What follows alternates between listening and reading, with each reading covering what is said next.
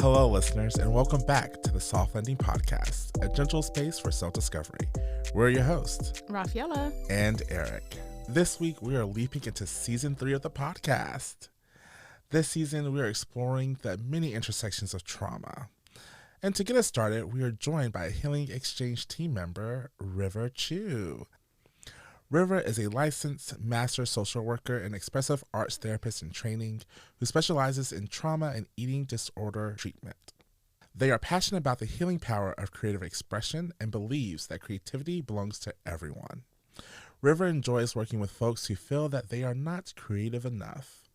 That's me, to express themselves through art, and reminds everyone that unlearning shame or self-criticism that we feel towards our creative abilities can be an important step towards viewing ourselves with compassion. In addition to their work as a therapist, River is also an artist, poet, researcher, and educator. They are the founder of A New Voice, where they provide queer and trans-affirming support groups, coaching, and consultation services. Welcome to the pod, River. Welcome. Thank you. Hey. We are so excited to have you here. And to start us off this week with Eric's inquiry, I wanted to just hear if there's any point in media that you've seen or like experienced where disordered eating or trauma was kind of focused in a way that made you kind of groan about it a little bit, like, oh, why are they doing it this way? I remember one of the first examples of an eating disorder in like media that I remember from when I was a teenager was I was a huge fan of the show Degrassi.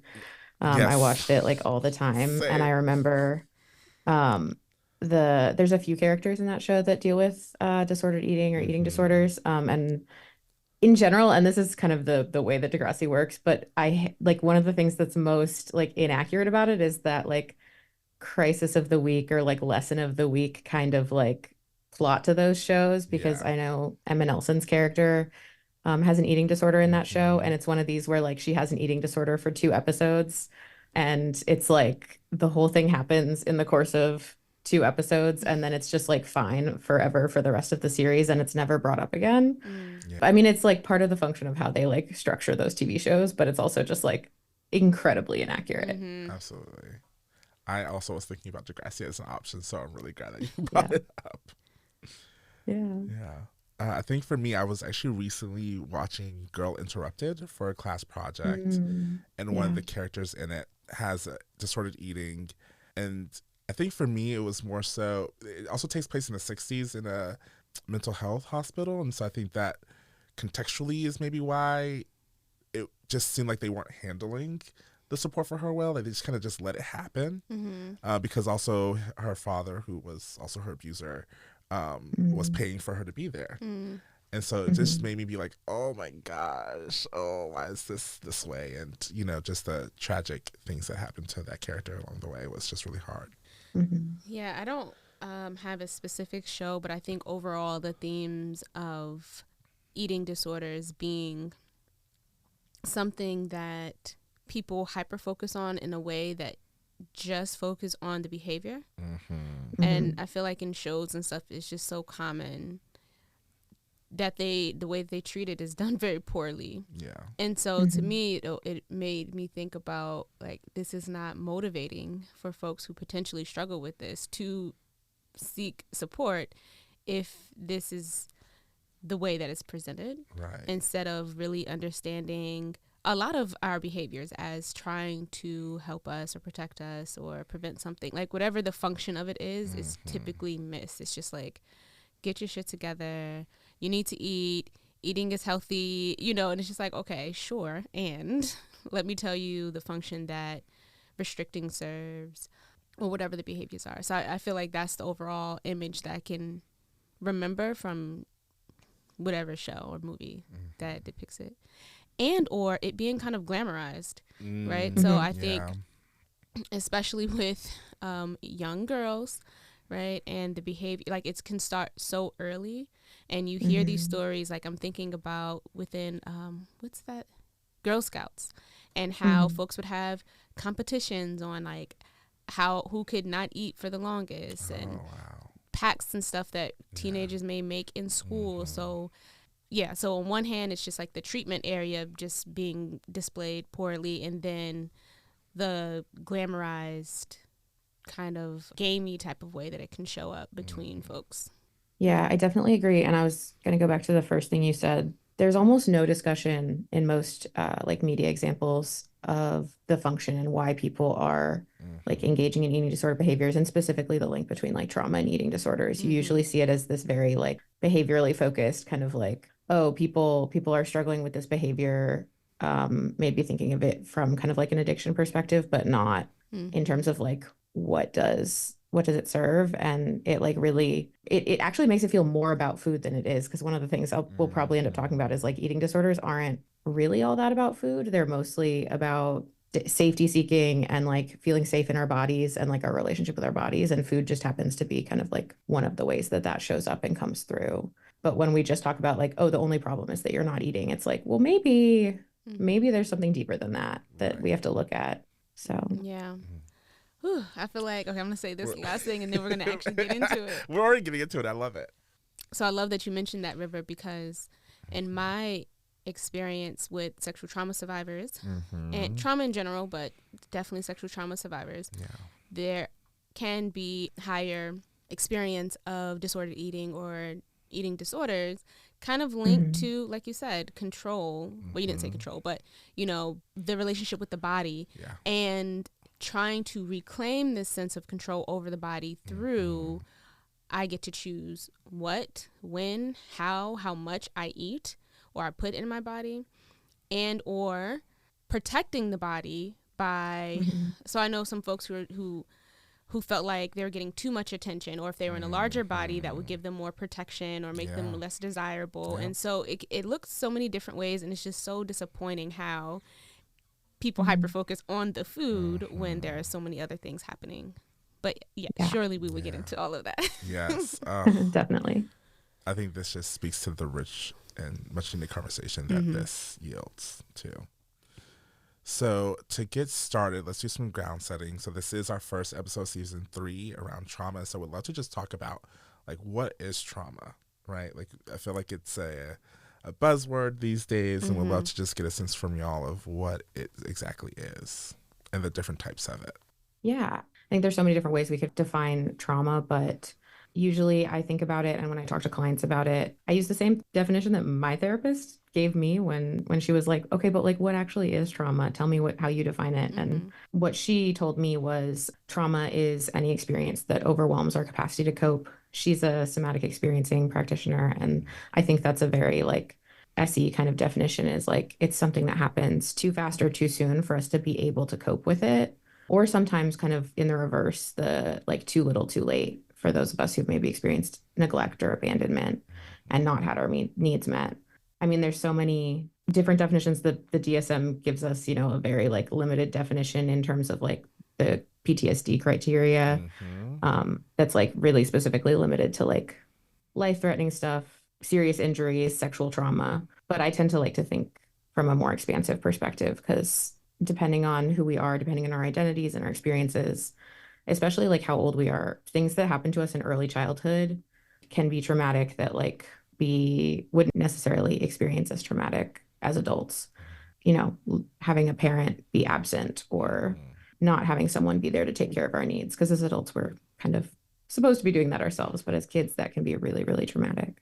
And I just want to add on to that the relational aspect and or the lack of the relational support that can be a big predictor of increased or more intense trauma symptoms. And so I think that also speaks to the age piece, especially if there are attachment concerns or if there isn't someone there to hold you or hold support or add perspective to whatever the situation was in a way that makes sense to the kiddo. And we also know that for folks who didn't have a space to process or be held or community, they're more likely to have some of those long-term trauma symptoms.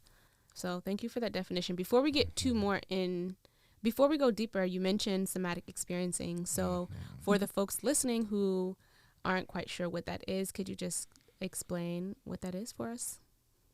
Yeah, sure. I mean, I'm going to have a slightly limited definition because I am not trained in somatic experiencing, although I did sign up for somatic experiencing training, Rafaela. So but it's not till 2025. So, but somatic experiencing it's a therapy approach specifically designed for trauma. It's body-based.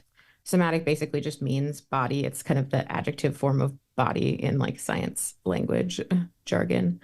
But yeah, somatic experiencing is really, as far as I understand it, as a person who has experienced it as a client and who's interested in learning more about it as a clinician, is really focused on like helping people reconnect to their physical experience of their body, like feeling safe, being embodied. A lot of that work can look like just helping people kind of be aware of what's going on in their body and titrate. So the word titrate, really ease into connecting to our bodies, not in a kind of like dive into the freezing water kind of way, but just like how can we ease into it so that it's not as sudden or abrupt or scary. A lot of folks who have experienced trauma get disconnected from our bodies and disconnected from the physical sensations we're experiencing. Like, for example, for folks with eating disorders, we might have disconnected from hunger or our ability to sense our fullness cues. We might be disconnecting from, or even just like the emotional experience of like looking at ourselves in the mirror and like needing to kind of dissociate from our emotional experience when we do that. So yeah, somatic experiencing, I don't know, it feels strange to define it since I am not by any means an expert, but really focusing on working through things from the perspective of like connecting to our bodies and how emotions show up in our bodies and how our fight or flight responses show up and kind of moving through those nervous system states, like kind of being in a state of shutdown or kind of activation. Mm-hmm.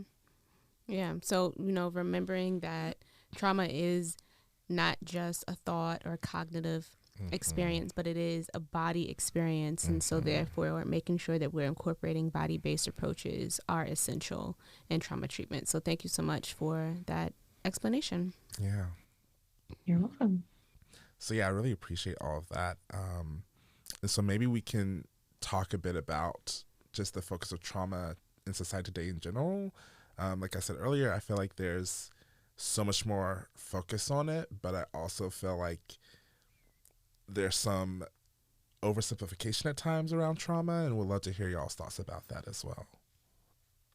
So I'll say, like, I think a moment ago you said that, trauma is becoming this buzzword, and people, even in clinical spaces, talk about big T, little t, which I don't enjoy personally. And the reason why is just because they'll give examples of a big T, little t. Like a little t is maybe a car accident. A big T is a hurricane, devastation in your community. Or a big T is a personal assault. And a little t is, and who am I to say that a car accident is a little t for you? Yeah. So I think we could use big T, little t for the individual and let them decide what it is, instead of telling people a little t is one thing when a car accident can be devastating for someone, regardless of, how intense it is. It just goes back to that experience, the perspective, the meaning that is made of the situation, the support or lack of support around it.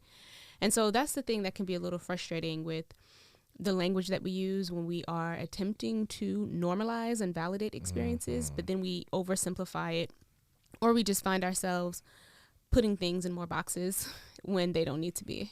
Yeah.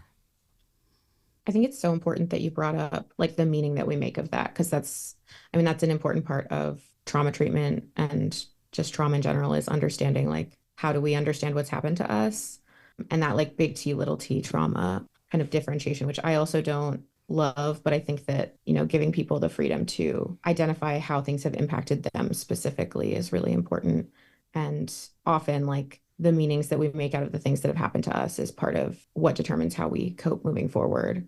I'm getting a little off track from the thinking about like how people are talking about it today, but I think it's also important on that vein to talk about like, I think what people are trying to get at partially when they're talking about like big T versus little T trauma is kind of like this differentiation between what is like complex trauma versus like a single incident trauma. Like a lot of times people talk about little T traumas over the like having a whole bunch of them over the course of time, like contributing to more kind of like quote unquote severe or intense trauma symptoms. So like I really appreciate kind of the I think attempt to kind of bring in, you know, trauma doesn't have to look just like a PTSD criterion A trauma.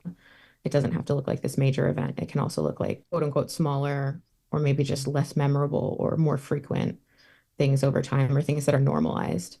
People don't always talk about like the trauma associated with systemic oppression or which can also include big T trauma. You know, we can experience hate crimes, we can experience like physical or emotional sexual violence based on their identities, but also just the day-to-day experience of living with one or more marginalized identities and just like how that's portrayed in media or, you know, how other people with those identities are impacted. Yeah, and I think another piece for me too is I do feel like people are so quick to use the word trauma too today. And I love the piece, River, of like, but are we fully really thinking about how it is actually affecting us? And I'm thinking of like throwaway things of, oh my gosh, I was late for this thing that's so traumatic. Like, you know how people just say, oh, that's so traumatic or da da da da da. And it's how can we be a bit more intentional about the use of the word so that we can also really respect those experiences of when it's something that is really, you know, what you're saying earlier, getting to a place where we feel so overwhelmed that we can't handle what's happening to us rather than just, it feels like sometimes it's more of an inconvenience of things that are happening that people want to label it as this rather than I'm feeling overwhelmed or deeply affected by this thing, which is then traumatic, if that makes sense. Mm-hmm. And so how can we get to this place where we're able to have, you know, a greater understanding of what trauma is, and even, you know, the fact that the DSM is so limited in what people can be diagnosed as traumatic. But as we talked about here and we'll continue to talk about, there's so many different ways to look at this. How can we make sure we're making space for that rather than overly simplifying to the far other side of it, right? Mm-hmm. Yeah, I think I have like parts that are like super in agreement with that, and then also like pulling back a little bit because I agree with you. I think on this, like people are using the language around trauma to talk about things that are like you're talking about, like, oh yeah, I was late to this thing and I this was so traumatic. But I also have seen, like, I think in my experience as a human and just like as a clinician and as a client, like when people talk about that and are like, people are using the word trauma too much, people are calling everything trauma, that I see like some folks, including myself, sometimes then going back and kind of minimizing our own experiences of like, or like only feeling like we can validate the like quote unquote big T traumas. I feel so confused when that argument, like when that discussion comes up, because it's like so true. Like we don't necessarily want there to be a misunderstanding about what trauma is.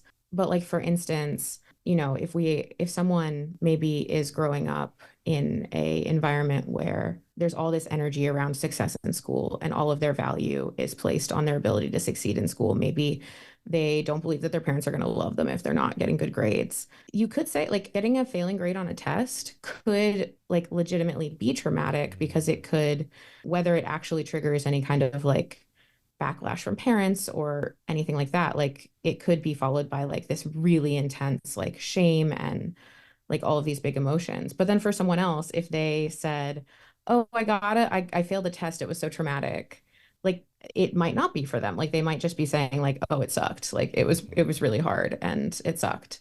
And so I think both, like I really am with that kind of like, yeah, we need to not like be talking about everything like it's traumatic, because not everything is traumatic.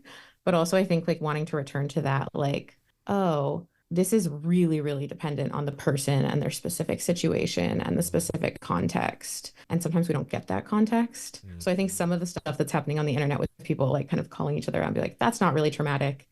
Like some of it's probably accurate. Sometimes people are misusing the word, but also sometimes we just like, we don't have the context for knowing why something would be so traumatic to a person. Yeah. Thank you for that. You're welcome. So, just to continue to help give us some ground setting to talk about like what is then disordered eating and how is that maybe defined? Yeah. So we've got kind of disordered eating and eating disorders as like two terms in Mm, like the ED, eating disorder kind of world, or how we talk about stuff. Disordered eating really just refers to any kind of relationship with food or behaviors around food that aren't serving us, that are harmful to us in like a significant way. And that's often like something that would be defined by an individual, not necessarily by someone else. mm, So we might be like so busy that we're forgetting to eat, and that's like impacting our health if we're, or like even our just our mental health if we're like hungry all the time and we're cranky and we're not showing up well. Or it could look like disordered eating could also involve, restricting food, trying to lose weight, and restricting food to the point where we're like getting sick from it, malnourished. Sometimes eating to self-soothe can be disordered eating because we might be eating to the point where we're in pain or where we're causing health issues. But sometimes also eating to self-soothe can be pretty normal. I mean, how many of us have like had a really bad day and needed some ice cream? And there's yeah. nothing wrong with that. Like food is soothing.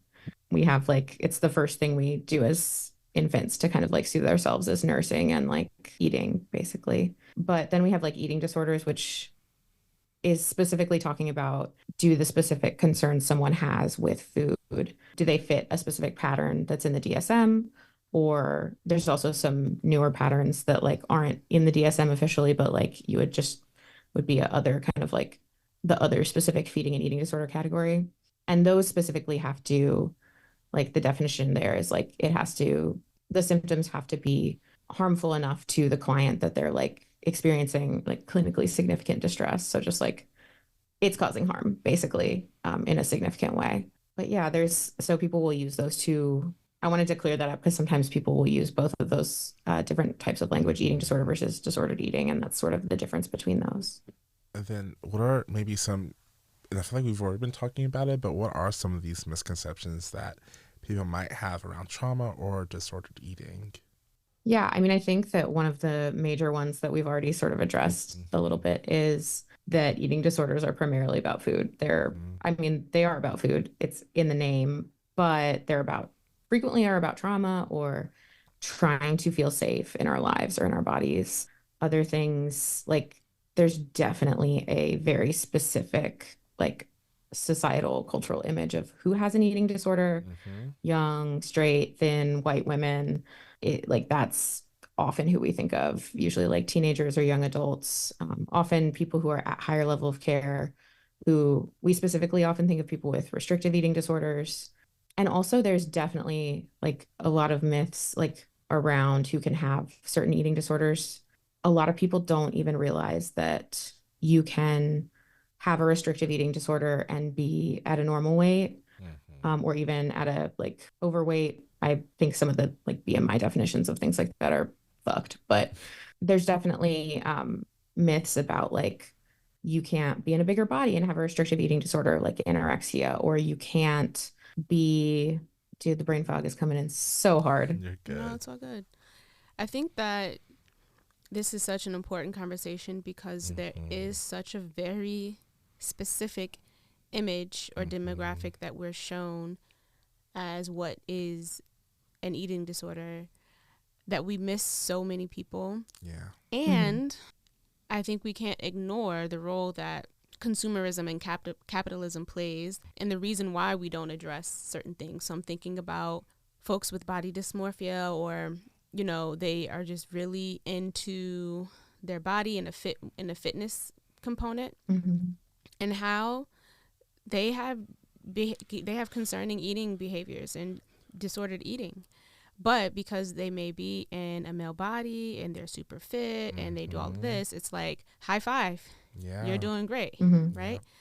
As opposed to hearing the very self-critical comments that they make, the shame that they hold when they eat something wrong or that they're craving something, and it's just kind of over the head because they look at the discipline and the motivation that's linked to Mm-hmm. the outcomes that they have in their body. Black bodies, right? Yep.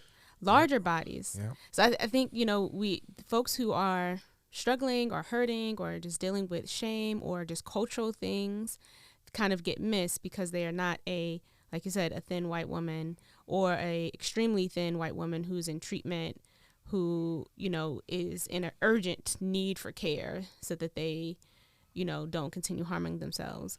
But it not only misses people, but it also makes folks think that they don't have a behavior to address, because it's just like, oh, this is just our norm. This is how we navigate in our society. Yeah, it's so normalized. And I think one of the things that, in terms of thinking about capitalism and how consumerism fuels things, is like a lot of those, influencers or people that are like super into health and talking about, fitness and health, like have so much money and are like perpetuating this like really unrealistic view of like what is accessible in terms of having a body that looks a certain way, or being able to eat a diet that includes certain foods or certain supplements. Like I definitely like saw a post recently on Instagram where someone was talking about the irony and like really messed up kind of situation where like we have influencers who are making money off of like trying to sell supplements or trying to sell like weight loss programs or diets or whatever, and then probably do have like either a negative relationship with food that impacts their mental health or that's impacting their physical health. They might like have physical health concerns that come up from using those products, and then can have the access to go get like medical care and treatment to deal with those things. And like this like very like predatory kind of financial system of like trying to sell people diets, trying to tell them that it's accessible even though they don't have money, taking like really abusive kind of financial situation that happens, or even just like perpetuating the idea that it's like accessible to have a body that looks a certain way, or to like engage in a diet, or to do certain fitness programs. It's like you have to have free time away from work to be able to do that much working out. You have to have the money to buy, those organic smoothies from wherever you get them. You have to have the like. I think another thing that I'm hearing you say though, another thing that we have to remember is that a lot of stuff is fake, right? So yes, you might have this influencer who, because they're an influencer, they have the money, the means, the resources, and the connections. This is their job, so they don't have to go to a job after. They don't have to squeeze it in because they're already doing it, right? And you have the influencers who are getting the stuff for free. So boom, they already have it. But then you also have the folks who are saying they're doing it and they're not. Yeah. Right. So we have to remember, like, there's so many different ways to look at this, and yet we're comparing ourselves to this 12-second clip or this 10-minute YouTube video, and this person could be turning off their video and going eating the very food that we're eating and shaming ourselves for, but they may not feel any shame. They don't even feel shame about tricking the whole world. They're just like, got my money, got my followers, I'm gonna go eat whatever I want. And so I think we really owe it to ourselves to keep that into perspective. So that all of that I think just speaks to how society as a whole really sets us up to struggle with this, right, in really unfair ways. So with that, let's take a break, let's take a beat. We'll be back to continue the conversation further.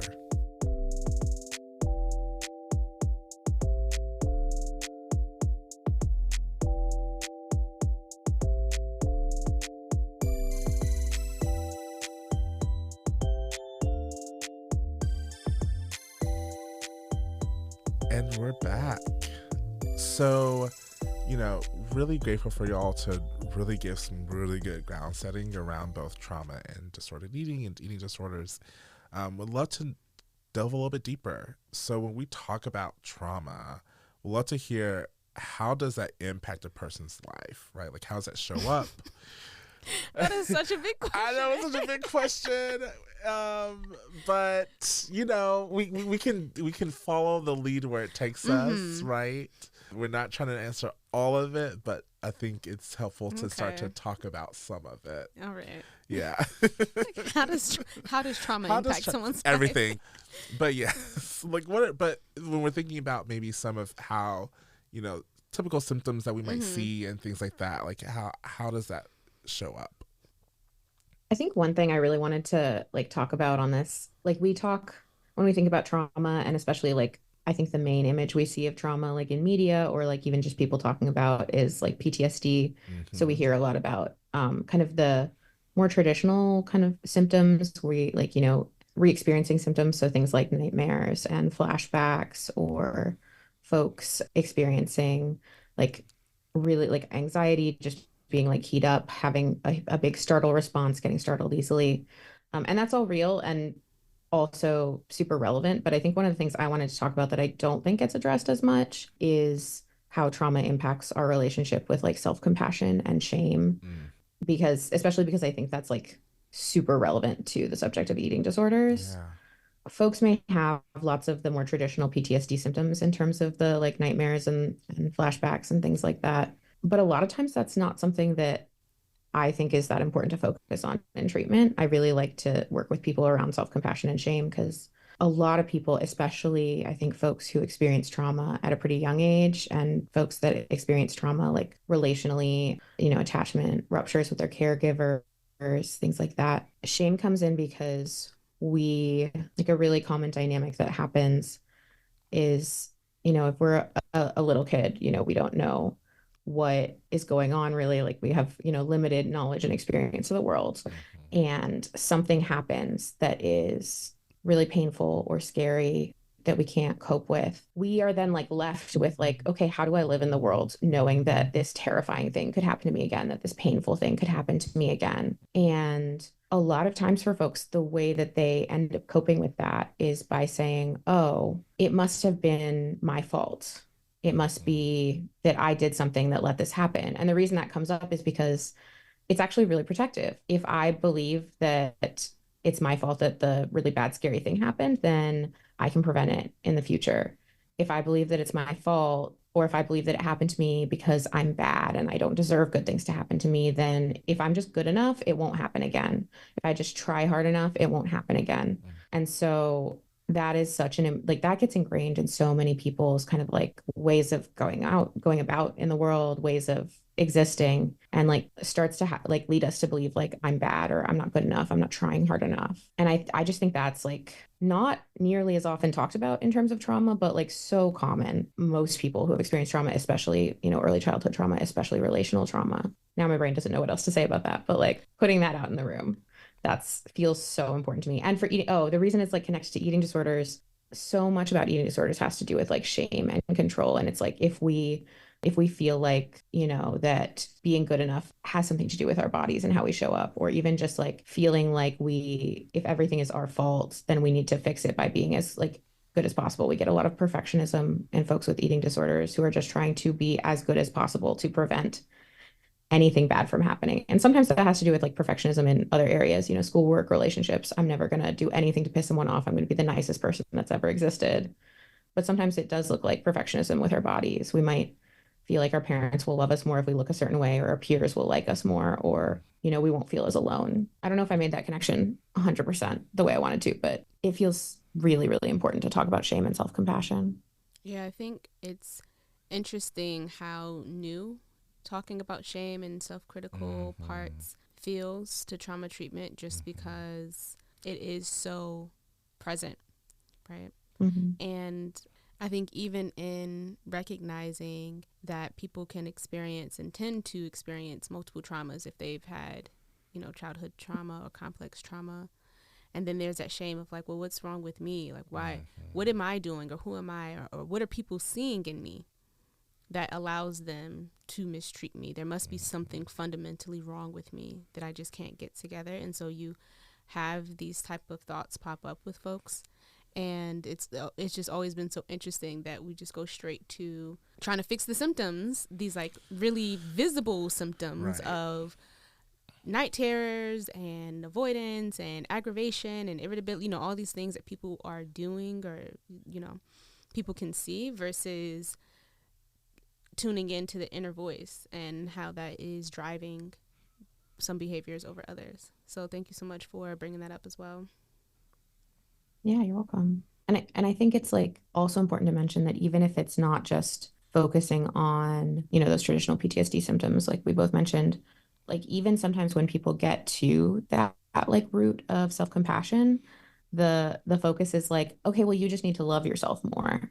And it's like, okay, well, why don't I love myself? Like, why don't I think that I'm good enough? And maybe that's because that belief has protected me And maybe that part of me needs to be appreciated, even though it also needs to kind of like get some help to maybe shift along to a way of being that's like more helpful now. Mm-hmm. But like, I think there's, even when we do talk about shame or stuff, there's sometimes this very simplistic view of like, oh, just love yourself more. Oh, we just need to like, we just need to be grateful. We just need to love ourselves more. And it's like, oh, well, these beliefs, they protected me, and like understanding how and understanding why, so that we can have compassion even for the parts of ourselves that do engage in like self-hate or self-judgment, because they are protective. They've kept us safe. Yeah, it can be so dismissive and invalidating. And I think a lot of folks just struggle with hearing that. Like, even if we're talking about self-harming behaviors, people want to jump in to save or to get rid of the thoughts or because it's scary, versus understanding how that doesn't help the situation and how that person can feel judged even more. They're trying to do something to soothe or get help, and then it's just like, no, don't do that, do this instead, or of course don't, everyone loves you, whatever the I need to save you, I need to pull you out of this darkness is, as opposed to what do we need to do to feel a little bit more comfortable in someone else's darkness, right? To hold space as the light is on the way or is not on the way, whatever the case is, but just like not shaming that person's approach for soothing and healing and saving themselves or minimizing the pain or whatever the case is. But I think so much of it just comes down to our discomfort, and from clinicians to friends or whomever, it doesn't matter. It's just like it feels scary, so we need to stop it, instead of recognizing, again, what is the function in this behavior. Yeah, there's like a lot of toxic positivity in the world that wants to rush past the struggle, the pain, the tension, and just get to the better place. But I think this is, for me, I'm hearing like the importance of like empathetic like connection, right? Like being able to sit with someone and those experiences and those feelings, rather than just trying to rush them to like the solution. And I think that especially with trauma, it's like, well, just, you need to get over it, you need to get through it, you need to, if you're gonna have a fulfilling life. But then also, what does that mean? What does it mean to get over something when it's still happening to you, when the likelihood of it happening is high, like again and again and again, especially if we're talking about marginalized identities and systemic issues. Okay, I'll think positive for these 30 minutes, and then I'm going to go outside and someone's going to judge me because of my body size or my hair type or my tattoos or my race or who I'm kissing, like whatever the case is. That's a whole other topic. So let me reel it in. Reel it in a little bit. I also just, can I add one more thing on that about like kind of the toxic positivity and stuff? I wanted to kind of pin Sonia Renee Taylor, who wrote The Body Is Not an Apology, talks about meta shame and this idea of like being ashamed of our shame and like these kind of like layers of shame. And I just think that like that understanding and like kind of learning to be like, oh yeah, maybe this toxic positivity approach that's just like love yourself and then shame yourself if you don't love yourself well enough. Like I just felt like reading that book and that general concept of meta shame was so transformative for me that I wanted to like put it in y'all's ear, put in the reader. I was about to call everybody readers, put it in the listener's ear. We will have transcriptions, so readers too. But I love talking about meta emotions. I think we focus on just like the one big emotion and not really understanding that we can have big feelings, thoughts, and beliefs about that emotion too, right? I could feel so embarrassed that I felt shame, right? Or I could feel so embarrassed that I feel anxious, when I should have my stuff together. I'm a professional, all these different things, and it just kind of feeds into that loop.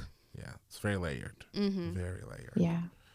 So I know we've already talked a little bit about disordered eating and kind of how it might play into trauma, particularly around this need for control, but we'd love to talk more about what that might look like in terms of how people might turn to disordered eating as a way of dealing with trauma. Yeah, I think I'm glad we're zeroing in on control, because that's definitely a very important one. But I think in general, when I think about how kind of trauma translates into disordered eating or why it might lead to that, we're really talking about how are we meeting our emotional needs. And one of those emotional needs is control, or to feel empowered, to feel agency over our lives, our bodies. Because I think eating disorders tend to come in just like any other, maybe like it feels like there's never good language, because the language that people often use is maladaptive coping. And I don't like that language because of what we just talked about, Yeah. because it is adaptive. Like, we're learning to keep ourselves safe, even if it's something that might also have unintended consequences or side effects. How many medications also have unintended consequences or side effects? Right. And so I think it's so important to use more destigmatizing language when we're talking about these behaviors. But so eating disorders, but also, self-harm or addictions or anything else we might do to try to regulate or keep ourselves safe. It's all about meeting our emotional needs. And so one of those is control. Folks may use, they might restrict food so that they can have a sense of control in their life. And again, I'm going to go back to like early childhood trauma, because when we're young kids, we do not have control over much. But food is one thing that even when we're maybe like a toddler, we can have some amount of control over. We can refuse to eat. We can throw a temper tantrum. We might even be able to go find food when our parents aren't paying attention to us and like binge or something like that. We might be able to eat things that aren't food. There's an eating disorder called pica some children have, that has to do with, like, adults may have it too. I think it's more common among children. I need to reroute back to what I was talking about. No, ADHD moment. We use a lot of food as a really accessible way for kids to meet their emotional needs compared to other things, because kids don't generally have access to substances or certain other things that might be more, I mean, some kids do, but it's less common. And so those eating disorder behaviors can help us get a sense of control, but they can also meet other emotional needs for us. One of the ones that I talk to a lot of my clients about is like sense of purpose and achievement, especially I think for folks who struggle maybe alongside eating disorders or just in general with depression. Sense of achievement can be a really big emotional need that can get lost. And eating disorders, like if we're on a diet, if we're losing weight, especially if we're being encouraged to do that by medical professionals, and we see that like our disordered eating behaviors are helping us lose weight, be perceived as healthier, we might even get rewarded. You do hear about like parents creating reward systems for their kids to lose weight if they're overweight, like as a encouragement. And so there's so many different emotional needs that we might have. Needs for connection or being seen. As a kid, sometimes using behaviors might not even be about like how I'm impacting my body or my sense of self. It's that if I'm using, these behaviors that my parent knows is harmful, they're going to pay attention to me. I'm going to get more connection with them. And so I just think it's so important to recognize that, like what Rafaela said at the beginning of the episode, like there is an underlying kind of reason that people are using behaviors. It's not just like, oh, I just started doing it and I can't stop. Like if you can't stop, it's because it's giving you something that you need. It's meeting a need. Absolutely. And I want to just pause here for a moment to talk about behaviors that people tend to label as attention seeking, which I'm going to say I love that word, because I'm going to say, well, then give them the attention that they're seeking instead of condemning them or talking bad about them or ignoring them, right? And so, when kids do have these behaviors, and adults, we do it too. We do things because we are seeking attention. We have a need for connection, or we need help, right? Or we're just in so much pain that we don't want to be in it alone. But I think when we use this language of like, oh, you're just attention seeking, then it forces the opposite to happen. And so if we can recognize that symptoms are signs for something, how can we then in turn figure out how to best show up or have that conversation with someone? So that way, over time, they may learn other ways, right? So they can soothe that part, they can listen to that part, they can also validate that part, and then understand, okay, when this part is showing up, this is what's happening. I'm feeling disconnected from myself, from community, or whatever the case is, or I'm feeling afraid and anxious, and what I need is XYZ. So how can I get that need met instead of having to navigate the shame from someone else because I tried it this way, or the internalized shame that may come up afterwards, right? Because in that moment, it does a really good job at soothing whatever the thing is. And then afterwards, all that other stuff can come up, right? And so it's like, damn. Then I do it again because I'm feeling that intensity. So it just like goes into this whole thing. So I love how you're just talking about again, I guess we're all talking about the function and behaviors and the purpose and, you know, the underlining themes that tend to get missed because we are looking at big picture and not at all the little pieces within the picture. Yeah. I think I wanted to also kind of like add on to that a couple thoughts that I had while you were talking. One was I love the reframe that I've heard from folks, and that you kind of, you didn't use this exact language, but you talked about connection. I've heard folks reframe attention seeking as connection seeking, which I think it's so much less stigmatizing. But I also want to speak to like the reason that we hear the word attention seeking and we think of it as negative is we don't validate that attention is a core emotional need, at least not very much, I think, in our society, or there's like a lot of kind of energy around like, is it okay to need attention? And even generally, is it okay to have needs?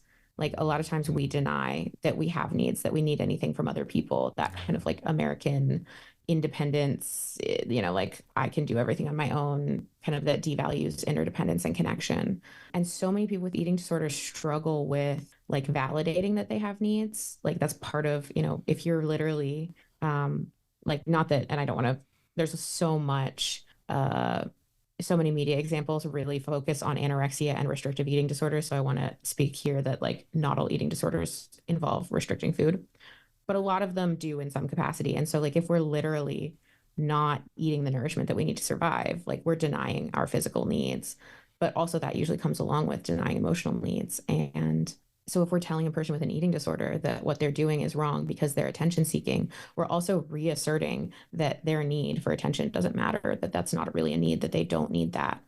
That's only going to make the situation worse. Yeah. I mean, and it starts so young, right? I can hear people saying like, oh, don't pick your baby up. Like literally the baby is crying. It's like, don't pick your baby up, or the kid is dancing. Don't look at him. He just wants attention. And I'm just like, can you just look at your kid doing a cool dance for 2 seconds and then you go back to doing whatever? So it starts so early to invalidate. And then just on a, I think a more structural level, and we've talked about the need for acknowledgement before. Right. And like quite literally, when we don't acknowledge someone, people, groups, whatever the case is, that is very significant in terms of validating their space in community, the resources that they'll have access to or not have access to, because we're literally not acknowledging them. And the same thing can be said for attention, even when we're looking at neglect, right? So what is going to be the severity of this lack of attention that we're giving, especially to younger folks? So I would love for us, and I know we early on kind of touched on this a little bit too, but we'd love to talk about when we think about disordered eating in the prototype, right, of like that thin, white, straight, cis woman, how might these experiences be different for more marginalized communities? So I'm thinking BIPOC folks, queer, trans, disabled people, things like that, and how that might show up for them.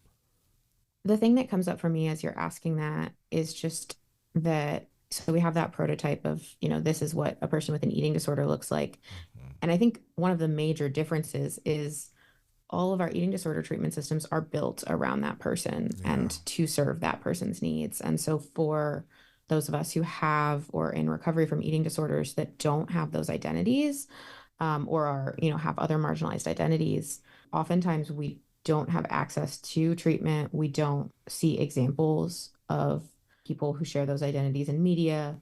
Like it's that, again, back to the, like, we need to feel seen, like we are not seen. And so a huge difference is just like the validation piece and the, like, this is real, this exists. I think I could probably talk about like, oh, it might look different for a person with this identity because X, but honestly, I think it looks very different for everybody depending on what their kind of the reasons behind their use of behaviors are. And that's true whether we're talking about thin, straight, white women or not. But I think that just like the underrepresentation in those spaces, people who like there are so many things that like impact our relationship with food that might not be seen in a treatment space or in media. There's different like practices and cultural practices around food for different people, different groups. And like a lot of media and treatment spaces will kind of like define behaviors according to like white American cultural definitions of what's normal to eat. And so people who don't belong to that like cultural background, like often experience a lot of harm as they're like trying to heal, or they might not ever get a diagnosis because we don't even, if we're like, I can't imagine a man having an eating disorder. I can't imagine a person of color having an eating disorder. I can't imagine a disabled person having an eating disorder. Like providers aren't going to give those diagnoses. They're not going to recognize the ways that like behaviors show up if it doesn't meet like really, really specific criteria. Mm-hmm. And so I think the treatment experience is actually, and like the access to diagnosis and treatment is like a huge part of what is different there. I almost think it like masks that like really everybody has very, very vastly varied and different experiences of like what an eating disorder looks like. But the treatment kind of has like, we've made it as if people experience this like similar thing and it's tied to these identities as well.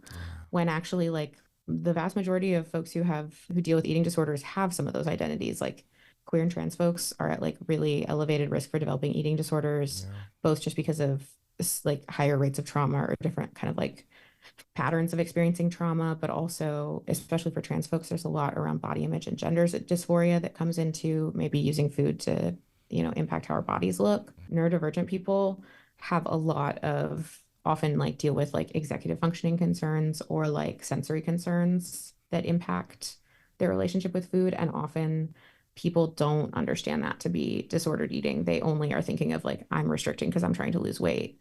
Whereas like, I mean, I also like, I have ADHD. I forget to eat all the time.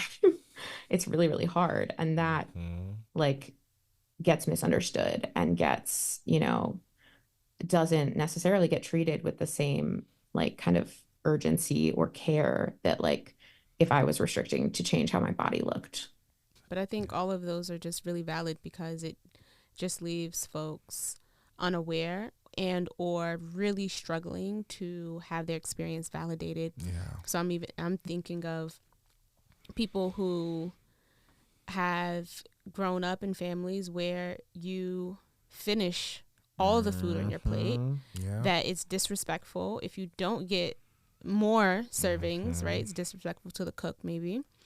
And how that can just be really challenging for someone if they behave in that way, but they're struggling with internally the meaning making of the food, but everyone else is just like, what? That's a thin white girl thing. Like you better eat, you better eat another plate or whatever the case is. But with that, they have so much shame and self-criticism and some other things that happen, or that's happening internally that's just not being validated because again, the lack of examples and the lack of diversity of what this actually can look like for folks. And so, as we said in 2 sessions before, it's like for every person, there's just a different version of this thing. So. Yeah, we have our criterion and all this other stuff. At the end of the day, what is the meaning making and the functions of whatever's happening for this person? And if they are saying like, I feel out of control when it comes to food or my eating behaviors, then we listen to that. Right. We don't compare them to all the other examples that we've seen or the only other examples that we've seen. We listen and we figure out what is going on to best and how to best support them. Yeah, absolutely. So with that, let's take a break. Let's take a beat. We'll be back to continue the conversation further.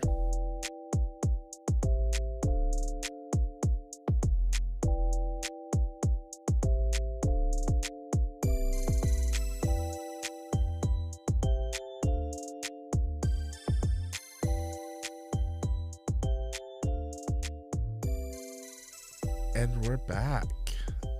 So with kind of that line of thinking, what might be some of those first steps in trying to treat this very complex and integrated issue when we're thinking about trauma and disordered eating?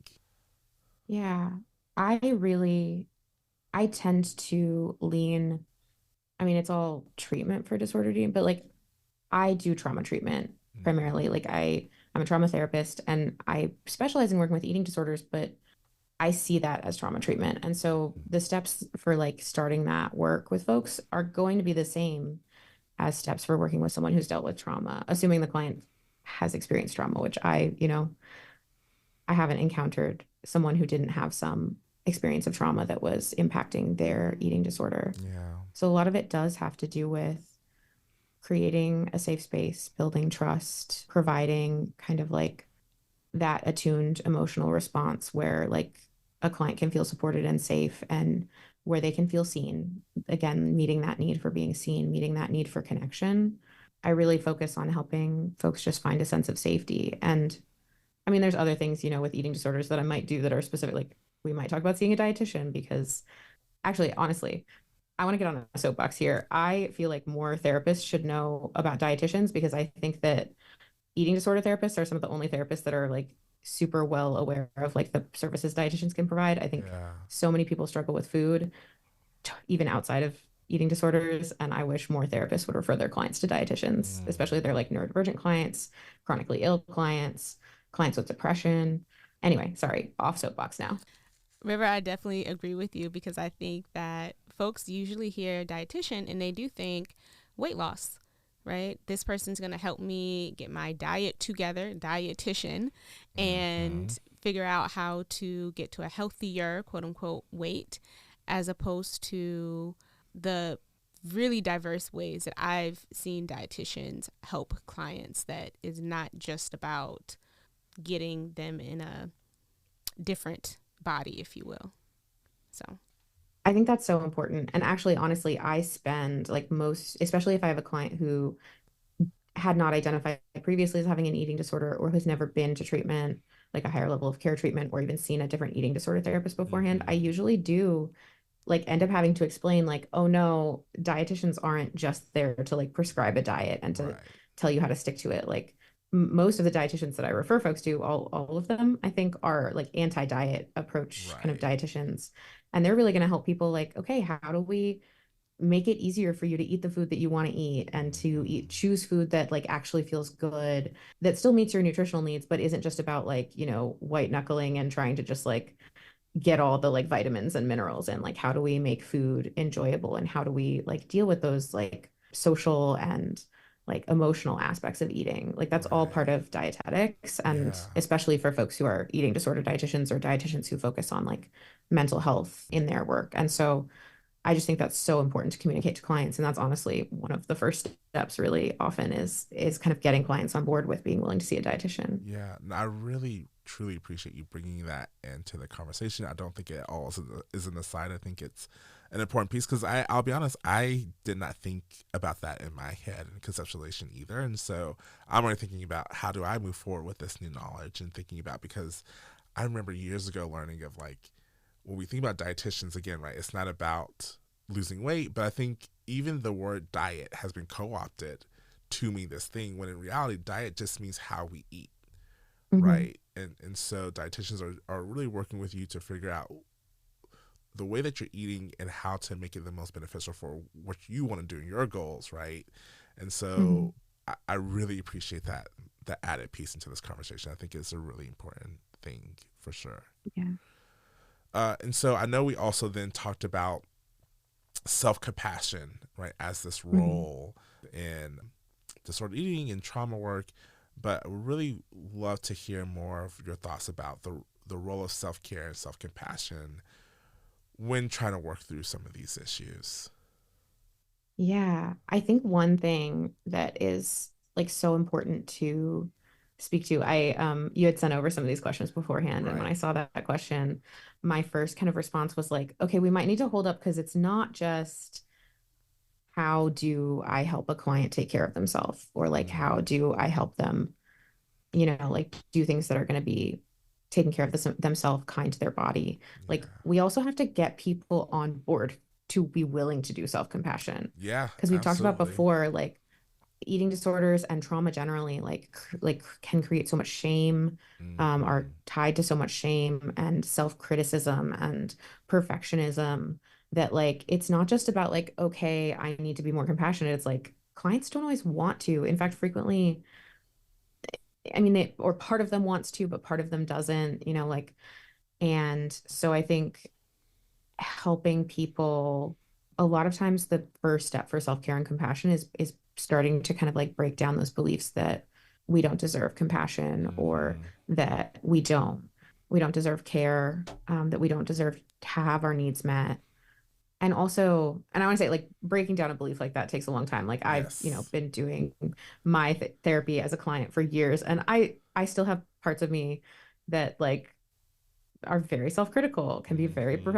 perfectionistic. Like even in this podcast, like every time I like mess up a word, I'm just like, oh my God, I'm gonna mess up the Yeah. whole thing. Yeah. And like that's something I still wrestle with, years into recovery, is like challenging the parts of me that like don't want to take care of myself, don't want to be nice to myself, don't want to be kind. Because it hasn't historically been how, like, self-hate is like we talked about before, it's something we do to protect ourselves. And so Hmm.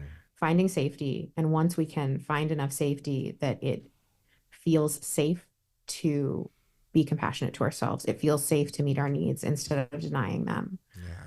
And then I feel like I never want to say anything is easy. So I'm like, it's Right. not just this or that or the other Yeah. thing. But I think from my perspective, I also just like wanted to put a plug. I'm an IFS therapist. I love IFS. Hmm. And I think that IFS is such a good modality to use with clients who are needing to kind of like cultivate self-compassion. Yeah. I think it just helps us kind of like, it's so much more non-stigmatizing than many other kind of interventions, especially like behavioral focused interventions. Right. It's not my jam. Good for other people, Yeah. not me. Yeah. No, Yeah, I I definitely think. noticed the use of parts language throughout, and Yeah. also just appreciate it because I think particularly when we're talking about all of this, right? For me, even talking about the parts language in IFS, which is internal family systems for people who don't know, but like it allows for that piece of compassion of like this part of me served a purpose or is serving a purpose, and how can I Mhm. recognize that and appreciate it for what it is, but then also maybe choose to realize that it's maybe not something that I need to rely on anymore or want to rely on differently, right? And so I really Yeah. appreciate that piece to it as well. Yeah. I think it's so important to, I was thinking back to our conversation a little earlier about meta shame, and like, Yeah. if we're just thinking about because often we do shame our protective parts that are, Hmm. self-critical, and we're like, oh, I'm too self-critical. And then we just like do the meta shame thing, and we just like pile the shame on and on. And I feel like looking at our parts of ourself, understanding how they have served us in the past, having compassion for them. The part of me that is self-critical and being like, oh, this part of me helped me survive. Yep. It's helped me stay alive. It's helped me, cope. And like being able to get to a place, not forcing the appreciation. I'm never about being like, oh, just appreciate it. Like, no, if you don't appreciate it, you're not there yet. Right. But getting to the point where we can appreciate those parts of ourselves is like that step towards like being able to say, okay, I'm so glad that you were here. Self-hate. I'm so glad you were here for me to like keep me alive. And now the side effects, it's like the medication analogy. Like now the Right. side effects of the medication are becoming stronger than the helpful effects of it. And it's not Yeah. helpful anymore.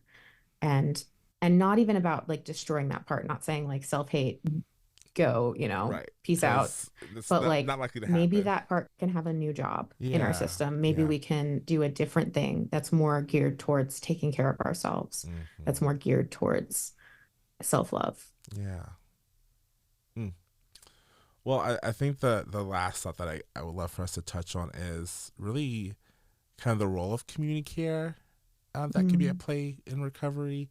I know we've kind of touched on it a little bit, but we'd love to talk more about that.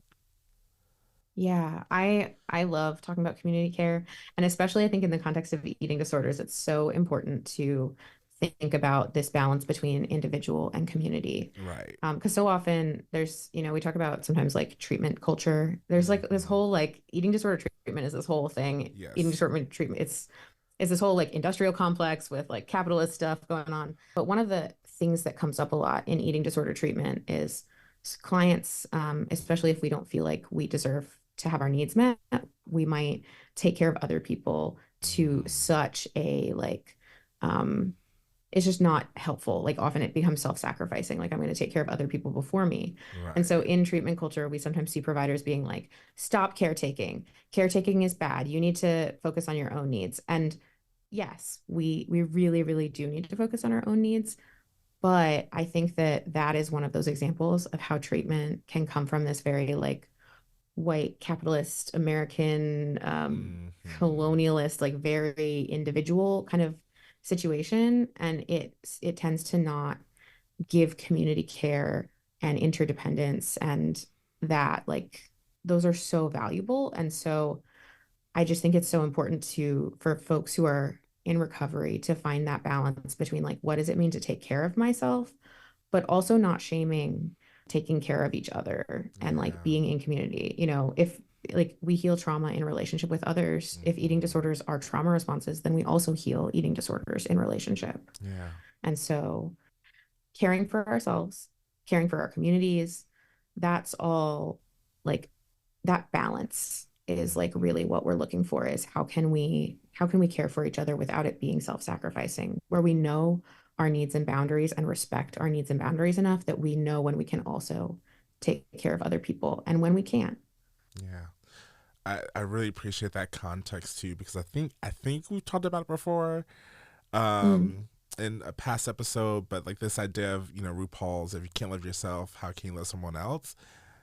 It is all I've come more and more to recognize like that actually is not the most helpful thing, because for yeah, some people, be able to love other people is what they have the capacity for, that then it can allow them to get to a place where that love then allows them to love themselves as well.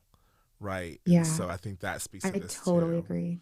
Yeah. Oh, I'm sorry. No, no, no, you're good. But I think it does speak to that piece, right? Of like, I'm going to have that capacity to show it for myself right now, but I Hmm. can't for someone else. And then through that process, through that relational, connection, that piece of connection that we're talking about too, maybe then we can start to, in the work of helping them, help ourselves too. And I think that that Yeah, can be lost, like you're saying, with this individualistic idea of like, you have to fix yourself, you have to focus on yourself. It's like, no, I can be in relation to someone else and help in their healing, that then can maybe give me something in return to help my own healing process as well. And I think it's really just removing some of these limiters that we have right around this. yeah, absolutely. I think it's so, so important to be able to focus both on the like how to meet our own needs and how to care for one another. Hmm. And I like what you brought up about like I don't have to start with loving myself. Hmm. Sure, that would be great, you know, like, and loving ourselves does give us more ability to show up for other people in a way that we couldn't otherwise. But I would say, like, as a clinician who works with folks with eating disorders, most people are able to get to that self-compassion by kind of seeing how they're not, like, how they Yeah. apply that love and care to other people, and then being like, Hmm. oh shit, Yep. like Exactly. I am treating like my expectations for other people are so different from Yep. than for myself. Yep. And sometimes it's that like not always, but like sometimes it's that like glaring like Hmm. difference where we're like, oh, like maybe I need to also care for myself. Like if Hmm. it's so not okay for me to treat another person like this or talk about another person like this, maybe it's also not okay for me to talk about myself like Yep. this. Yep. Mm. Yeah. Well, River, thank you, thank you, thank you. Do you have any final thoughts or advice for our listeners today? Oh, I should have prepared something. No, My you're brain good. just did the thing where it like gets totally blank when it gets asked a question. No, you're I all guess good. my final thought then is like, you know, fuck perfectionism and you can show up as your like whoever you are and be seen for whoever you are. And Hmm. I've appreciated this space today for being able to be seen for my slightly confused and disjointed self. So I appreciate every part of you because it thank you. gave us a really beautiful conversation today. Yeah. And I think, yeah, I think I also really resonate with this piece around just being able to show up. And I think that the reframing around the attention seeking or the connection seeking, I think is such a big piece for me too, particularly when we think about the different communities of people who can be experiencing disordered eating and trauma, who maybe are Mhm. forgotten. And so I think that that's Yeah. definitely something that I really want to make sure people really Yeah. touch on. Yeah, and Um, wanting to just echo, I think it was y'all's first episode about like being seen. Like yes, connection is yes. so important so that like we can feel seen for our authentic selves, even if Hmm. it's not, you know, who we think we're supposed to be or how we think we're supposed to show up. Yes. And it's a safety, it gives us safety, right? Yeah. Being seen as literally people recognizing, okay, I think you do need attention. I think you do need connection. I think you do need support. How can I help you? How can I get you that? Right? Yeah. Wow. Well, I really do feel like I got a crash course on our topic today, and I really am grateful for that. And I have a feeling that many others listening will feel the same. So thank you so much, River, for your generous insights today. Is there anything you would like to promote, and where can people find you? People, thank you so much for having me to start off with. People can find me. My website is anewvoice.net, and I lead some groups there, some meal support groups, and I do some coaching work. I think I'm at _new_voice_therapy on Instagram. And in truly being my authentic self, I've already forgotten if there were other parts of your question that I didn't answer. That is all great. I think you answered them. Cool. Okay. Anything to promote? Your website, thank you so much where for people having can me. find you, your Instagram handle, and then also you can find them at healingexchange.com. Yes. Absolutely. My info's on there. Yes. So please feel free to check it out. I have a couple blog posts up if you want to read more about eating disorders. There's a really good one about eating disorders and emotional needs. Nice. So check that out, people. All right, listeners. Well, welcome to season 3. If you enjoyed this convo, keep coming back to continue to explore with us many rich topics around trauma. You can follow us at Soft Landing Podcast on Instagram and at healingexchange.com/podcast, where you can find each blog post as well as worksheets for every episode. Listen to us on Spotify and YouTube Music. And while you're there, rate us and subscribe. All right, y'all. Bye.